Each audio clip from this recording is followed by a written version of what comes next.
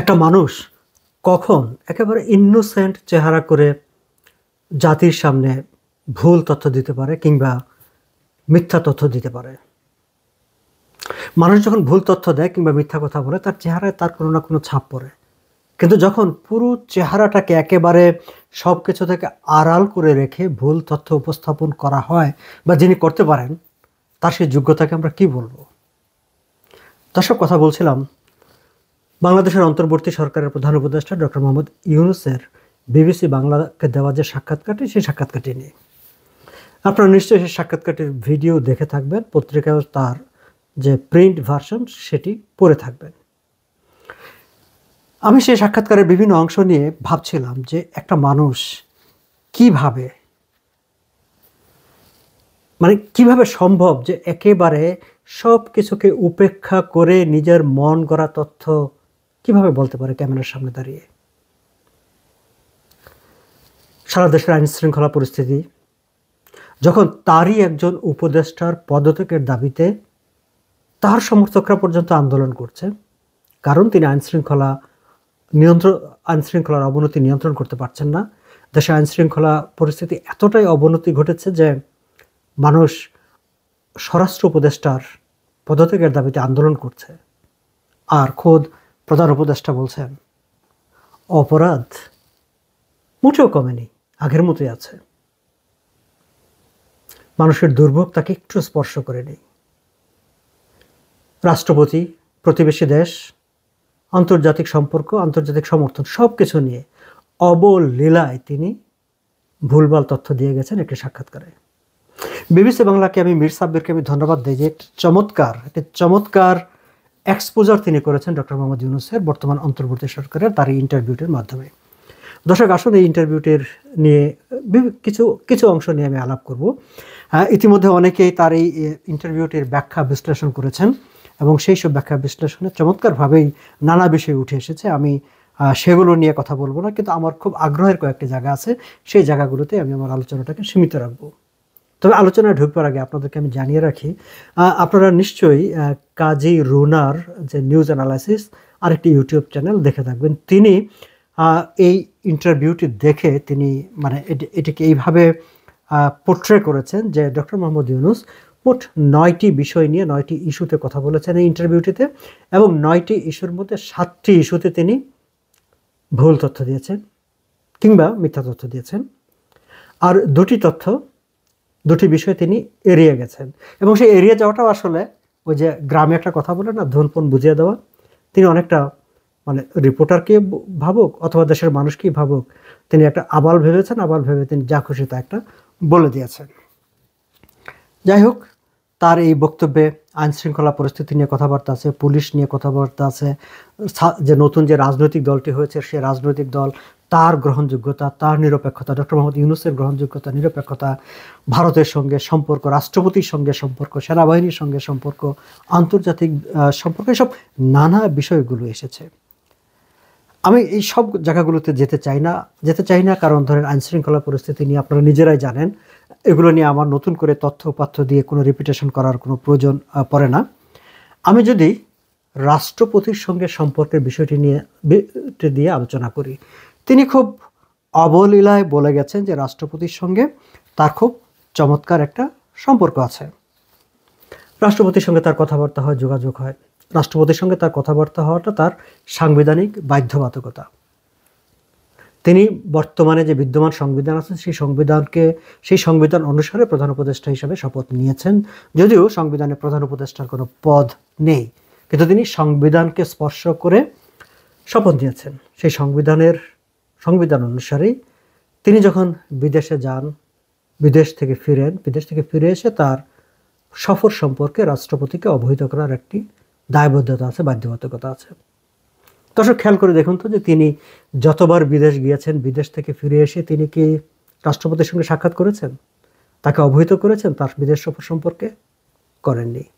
সেটি তার সংবিধান লঙ্ঘন, সেটি তার দায়িত্বের অবহেলা, সেটি তার দায়িত্ব লঙ্ঘন, সেটি তিনি দায়িত্ব পালন করেননি। কিন্তু তিনি বিবিসি বাংলাকে বলছেন না, তার সঙ্গে তো আমার কথাবার্তা হচ্ছে। কোথায় কথাবার্তা হচ্ছে?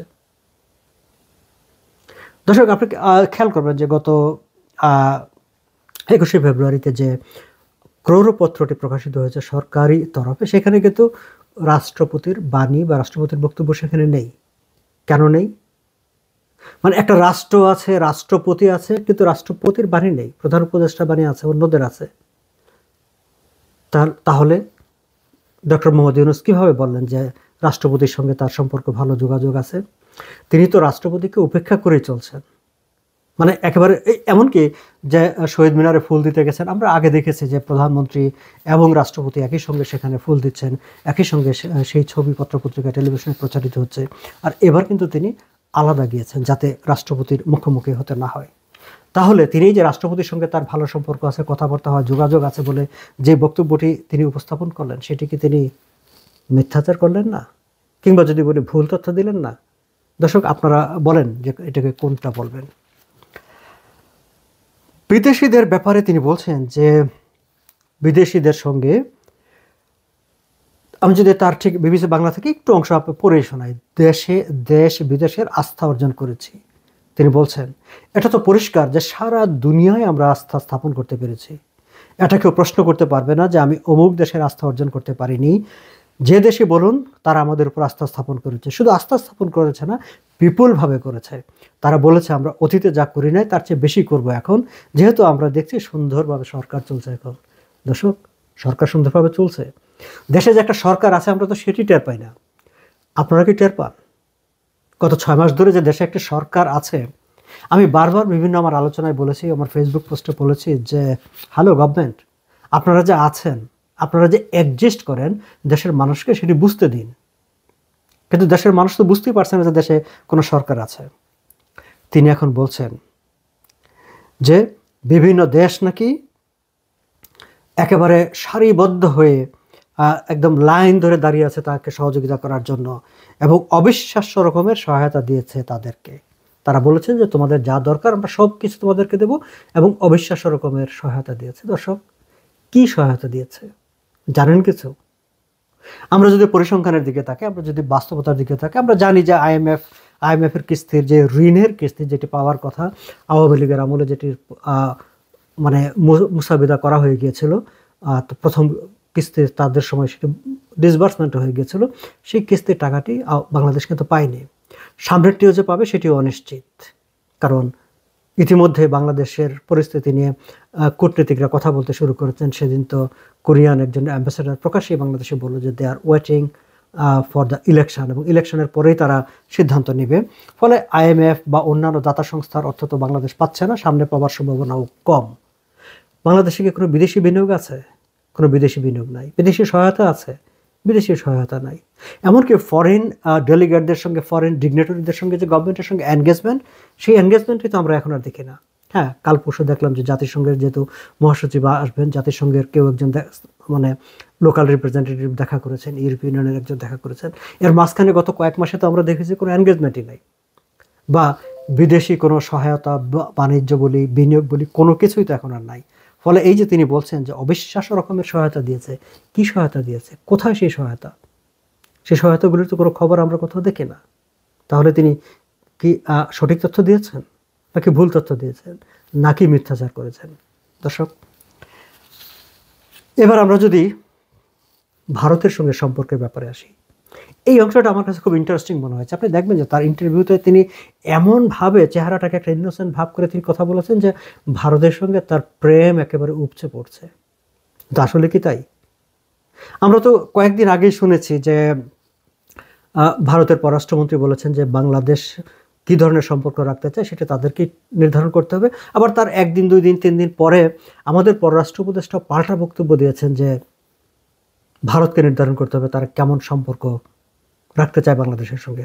তার মানে হচ্ছে দুটি দেশই যখন বলছে যে পরস্পরের দিকে আঙ্গুল তুলে বলছে যে তাদেরকে নির্ধারণ করতে হবে যে তারা কেমন সম্পর্ক চায়, তার মানে কি?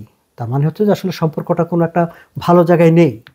ভালো জায়গায় যে নেই সেটা তো আমরা জানি। ডক্টর মোহাম্মদ ইউনূস দায়িত্ব গ্রহণের আগে প্যারিসে বসে তিনি হুমকি দিয়ে এসেছিলেন যে ভারতের 7 সিস্টারকে তিনি অস্থির করে ফেলবেন, এবং তারপরে নানা ঘটনা ঘটেছে আমরা জানি যে ইন্ডিয়ান সেনাবাহিনীর একটি টিম এখানে এসেছে, সেটি নিয়ে ভারত তাদের অস্থিরতা প্রকাশ করেছে, এবং তারা সতর্ক করে দিয়ে বলেছে বাংলাদেশকে যে বাংলাদেশ যদি সন্ত্রাসবাদকে স্বাভাবিক হিসাবে নেয় তাহলে সেটি খুব সুখকর কিছু হবে না, এবং তারা এটিও বলেছে যে পাকিস্তানকে তারা একটি সন্ত্রাসবাদী রাষ্ট্র হিসাবেই দেখে। এবং ভারতীয় সেনাবাহিনী, ইভেন কি ফরেন মিনিস্টারও না, ভারতীয় সেনাবাহিনী স্পষ্ট করে বলে দিয়েছে যে বাংলাদেশের সঙ্গে কি এনগেজমেন্টটা হবে সেটি ডিপেন্ড করবে পরবর্তী নির্বাচিত সরকারের আসার পর, তার আগে না। তার মানে হচ্ছে যে এখনকার যে রিলেশনটা, এটা রীতান্ত একটা ক্যাজুয়াল সম্পর্ক, মানে ডে টু ডে রিলেশন যতটুকু একটি প্রতিবেশী দেশের মধ্যে বা যে কোনো দেশের সঙ্গে রাখতে হয়। কিন্তু ডক্টর মোহাম্মদ ইউনূস বলছেন যে একেবারে খুবই মানে কঠিন সম্পর্ক তাদের মধ্যে, এমনকি মোদির সঙ্গে তার কথাবার্তা হয়েছে। এবং তিনি কিন্তু এইসব ভুল তথ্য দেওয়ার মাঝখানেও কিন্তু একটি কথা তিনি স্বীকার করেছেন, সেটি হচ্ছে আমাদের পরস্পরের উপর নির্ভরশীলতা এত বেশি এবং ঐতিহাসিকভাবে, রাজনৈতিকভাবে, অর্থনৈতিকভাবে আমাদের এত ক্লোজ সম্পর্ক, সেটা থেকে আমরা বিচ্যুত হতে পারবো না। সেটা হচ্ছে বাস্তবতা। এবং সেই বাস্তবতাটাকে তিনি অস্বীকার করার চেষ্টা করেছিলেন এবং ভারতের সঙ্গে অনেকটা এক ধরনের একটা পায়ে পাড়া দিয়ে ঝগড়া করার চেষ্টা করেছেন, যেটি ভারতের পক্ষ থেকে বলাই হয়েছে বিভিন্ন সময় যে আপনাদের উপদেষ্টারা ঘুম থেকে উঠেই ভারতের বিরুদ্ধে বক্তব্য রাখতে শুরু করবে, ভারতকে গালিগালাজ করতে শুরু করবে, তারপরে আমরা কিভাবে আপনাদের সঙ্গে স্বাভাবিক সম্পর্ক রাখব।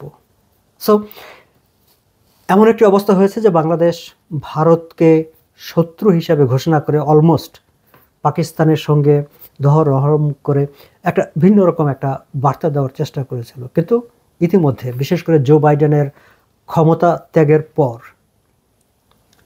সেই পরিবেশটা পাল্টে গেছে।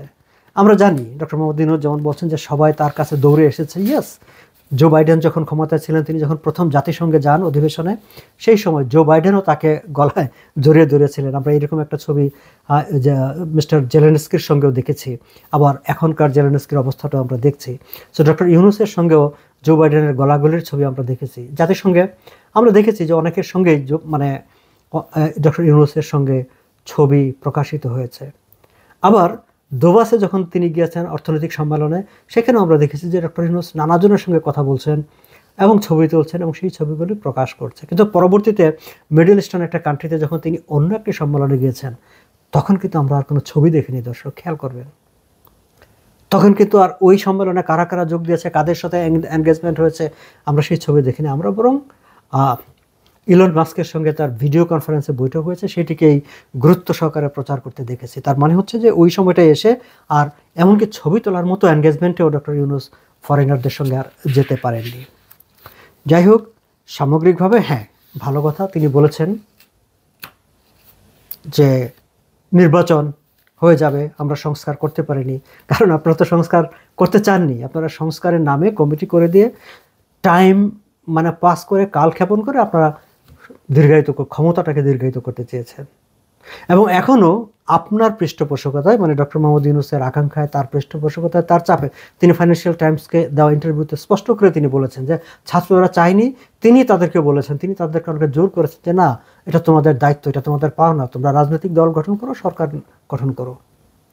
এখন তিনি যখন ছাত্রদেরকে জোর করে, উৎসাহ দিয়ে, চাপ দিয়ে সরকার গঠন করার জন্য রাজনৈতিক দল গঠন করেছেন এবং তিনি ক্ষমতায় থেকে তার ব্যবস্থাপনায় যে নির্বাচনটি হবে, সেই নির্বাচনটি গ্রহণযোগ্য হবে কি না, বায়াসড হবে না কেন, এই প্রশ্নগুলো কিন্তু মানুষের মধ্যে উচ্চারিত হচ্ছে এবং তারেক রহমান এটি নিয়ে একটি সংশয় প্রকাশ করেছেন। কিন্তু তিনি সেটিও মানতে রাজি না। তিনি মনে করেন যে না, তারেক রহমান না, মানে তারেক রহমান হয়তো তার কথা বলছে, জনগণ, তিনি তারপরেও মনে করেন যে না, সব জনগণ তার কাছে আছে। তিনি একটা অন্ধ, মানে একটা কি বলবো এটাকে, একটা কাচের ঘরে বসে থেকে তার চারপাশের মানে একটা আর কোনো কিছু তিনি দেখতে চাচ্ছেন না। সাধারণত টিপিক্যাল পলিটিশিয়ানরা এই ধরনের কথাবার্তা বলে, এই ধরনের আচরণ করে। ডক্টর ইউনূসকে আমরা ভেবেছিলাম যে তিনি টিপিক্যাল পলিটিশিয়ান না, তিনি একজন ইকোনমিস্ট, শান্তিতে নোবেল বিজয়ী, আন্তর্জাতিকভাবে তিনি একজন সেলিব্রিটি। কিন্তু তিনি যখন শাসনভার নিলেন, তখন দেখা গেল যে তিনি ইভেন যে টিপিক্যাল পলিটিশিয়ানরা যারা আছে তাদের চাইতেও তিনি একটা ওয়ার্স্ট মানে রুলার হিসাবে গত 6 মাসে নিজেকে আবির্ভূত করেছেন। পলিটিশিয়ানদের তাও কম বেশি মানুষের প্রতি এক ধরনের একটা সফটনেস থাকে, দায়বদ্ধতা থাকে, দলের প্রতি, দলের কর্মী, কোনো না কোনোভাবে মানুষের প্রতি কিছুটা সফটনেস থাকে, দায়বদ্ধতা থাকে। কিন্তু আমরা দেখলাম ডক্টর ইউনূসের নিজেকে ছাড়া কারোর প্রতি তার কোনো কমিটমেন্ট নেই, কারোর প্রতি তার কোনো দায়বদ্ধতা নেই। তিনি কেবলমাত্র ওই যে তার মানে প্রতিষ্ঠান ফিরে পাওয়া, তার মামলাগুলো প্রত্যাহার করে দেওয়া, টাকাটা গভর্নমেন্টের তহবিল থেকে ফেরত নেওয়া, 5-6 বছরের ট্যাক্স মানে মকুব করে দেওয়ার আইন পাশ করে নেওয়া, এর বাইরে তাকে আর কোনো বিষয়ে, আরেকটি বিষয়ে তার আগ্রহ ছিল যে সংস্কারটাকে দিয়ে ঝুলিয়ে রেখে একটি দীর্ঘ সময় ক্ষমতায় বসে থাকা। এর বাইরে কিন্তু জনকল্যাণের দিকে তাকান, পাবলিকের সেফটির দিকে তাকান, নাও আর কোথাও কিন্তু তার তেমন কোনো আগ্রহ নেই, কোনো মনোযোগ নেই। এবং তারই প্রতিফলন ঘটেছে বিবিসি বাংলার এই যে সাক্ষাৎকারটি, সেই সাক্ষাৎকারে তিনি যেসব কথাবার্তা বলেছেন সেই কথাবার্তায়। আমরা এখন চাইবো আসলে, যেহেতু তিনিও স্বীকার করেছেন যে হ্যাঁ আমি তো বলেছি ডিসেম্বরের মধ্যেই নির্বাচনটা হতে পারে, ডিসেম্বরের মধ্যেই নির্বাচনটা হোক। এখন সেই নির্বাচনটা ডক্টর মোহাম্মদ ইউনূসের তত্ত্বাবধানের নেতৃত্বে হবে নাকি কেয়ারটেকার গভর্নমেন্টের দাবি উঠবে? মোস্ট লাইকলি কেয়ারটেকার গভর্নমেন্টের দাবি উঠতে পারে, বিএনপির যেই মতিগতি আমরা বুঝতে পারছি, কিংবা ডক্টর ইউনূসের অধীনে একটি গ্রহণযোগ্য নির্বাচন হওয়া নিয়ে মানুষের যে বিশ্বাস, সেই বিশ্বাসটা ইতিমধ্যে ফাটল ধরেছে। ফলে সেই বিশ্বাস যখন ফাটল ধরেছে, সামনে হয়তো এই বিষয় নিয়েও কথাবার্তা উঠতে থাকবে, দাবি উঠতে থাকবে। কিন্তু আমরা চাইব একটি ইনক্লুসিভ নির্বাচন, একটি গ্রহণযোগ্য নির্বাচন, এবং যত দ্রুত সম্ভব জনগণের নির্বাচিত রাজনৈতিক সরকারের হাতে দেশ শাসনের ভার, ক্ষমতার ভার হস্তান্তর হবে। আর যে কদিনই থাকবেন ডক্টর ইউনূস অন্তত জনগণের প্রতি একটু শ্রদ্ধাশীল হবেন, কিছুটা সত্য কথা বলবেন। যা ঘটছে, তিনি পলিটিশিয়ান না, তার দল নির্বাচন করবে না, কাজে তার সত্য বলতে কোনো সমস্যা হওয়ার কথা না। আমরা চাইব সামনের সময়গুলোতে তিনি সত্য কথা বলবেন, সঠিক তথ্যই জাতিকে আমাদেরকে জানাবেন। আজ এই পর্যন্তই।